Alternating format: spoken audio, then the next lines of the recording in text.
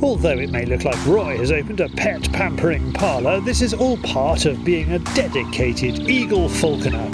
Just as their diet and weight needs constant monitoring, so do all the other important bits.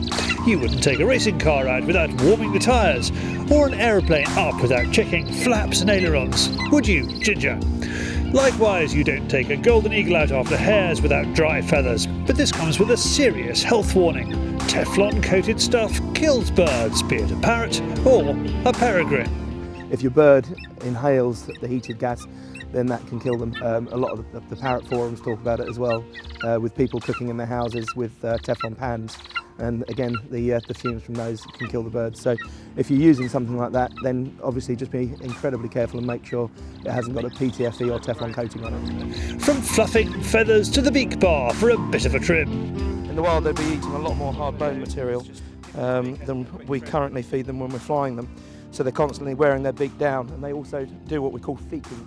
So they rub their beak on rocks, and that trims them as well. But when we're flying them, a lot of the time they're eating reasonably soft food, so the beak can become overgrown quite quickly. Obviously there's no discomfort, it is just like trimming your nails. Who's a pretty boy then? Lincolnshire is well known for its hares, and Roy and his friends have been coming to this part of England for years. There's a promise of some serious action today, and with 4 male goldies and 1 female, our chances are good. A female golden eagle, a male golden eagle, so you can see the female is comparatively larger, and that's pretty much all the way through with most birds of prey, that the females are normally about a third larger. They are much more capable of taking fox, and on the continent obviously they fly a lot of roe deer as well with them. The guys line up. Roy choreographs the beating line. It's going to be hard going today with the heavy Lincolnshire soil, but there are definitely hares to be had here. Gary has the first flight. It's brown hares 1, eagles 0. Luckily it went downhill, so he got a bit of steam up and took it. Sat on it, balled up, and as I started to run, it popped up out of his feet and ran off, which is hunting, unfortunately. The next drive flushes more hares. Unfortunately, Mark's youngster doesn't have the juice to keep chasing this high-speed quarry. It was a shame about Mark's young eagle there. It was just too much for it with the wind that it's got. The wind's picked up a little bit, so trying to expect it to fly into that sort of heavy wind, it just took the speed out of it, and the eagle knew that he didn't quite have the power to catch up with the hare. The guys walk field after field. The hares at this time of year are properly match fit, so are really testing the birds.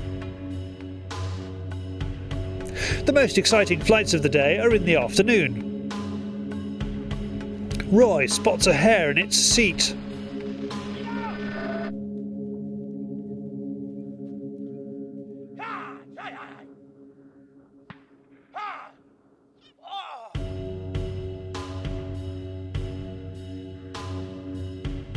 Let's watch that again in slow motion. Roy's male eagle, Baby, chases down the hare, which at the last moment turns to face its pursuer. Incredibly, the hare judges to the nanosecond when Baby is going to commit.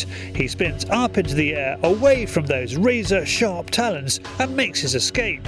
When you see the hares doing manoeuvres like that, you really do have to question whether that is an inherent behaviour, they know how to avoid an airborne predator, or if they've run the gauntlet and avoided buzzards when they were a lot younger, when they were being predated upon as leverets. But whichever way round, they really do demand a lot of respect as a quarry. Next up for a decent flight is Gary's bird. The fur flies, but again the hare slips through his talons.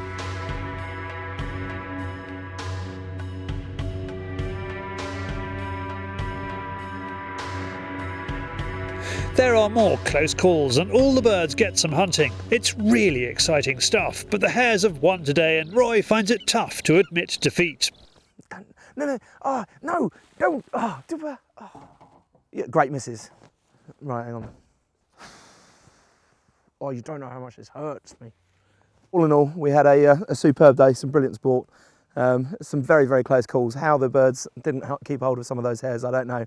I think somebody must have come out last night and smothered a few of them in grease, because they were definitely slipping out of the birds' feet on this occasion. So we shall have to try harder next time. With hunting, there's always tomorrow, and after a misty start, the Lincolnshire countryside clears. Finally, the eagles find their targets. Baby shows us how it's done. We spotted another hare in the seat and walked it up, and that ran perfectly. So it ran down the field and gave him a little bit of an advantage, and he made short work of that and cut into it. So again, when you see an experienced eagle fly, they'll go at it, cut round to the side, and then come back into it. So it just puts the hare off. On this second flight, the experience of a bird with 7 seasons under its wings is clear. Instead of crashing into the hedge after the hare, Baby bides his time, waiting for the hare to appear the other side. His patience pays off with a majestic 400-yard flight. He's got it! Yeah! Eagle falconers are a dedicated bunch, putting in hours of work and preparation for a flight that could last just a few seconds. It's a drug, and Roy can't give it up. You find the best flights when it's a 50-50 chance whether the quarry escapes or whether the bird does well. And I think that's really what drives us, and that's what keeps us going. Just the wanting to be part of the hunt, wanting to see it, and having nature in its rawest form played out in front of you. And nature has given both the predator and prey the best tools for the job.